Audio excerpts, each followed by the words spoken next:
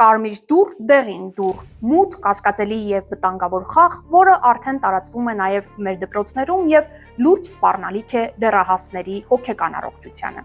Red door, yellow door,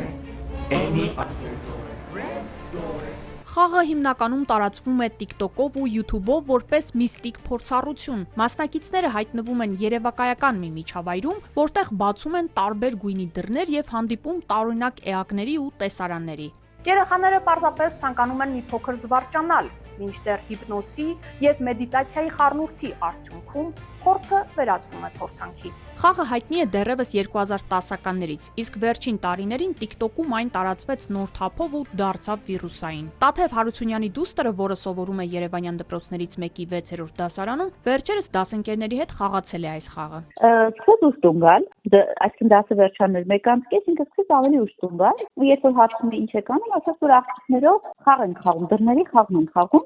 Ամեն օր արդեն սկսել էին մնալ խաղալ։ Երեխաներից մեկը եղել էր, որ շատ երկար 12 ժամից ավել այդ օրը քնել էր, ըստ երևույթին ինչ որ կերպ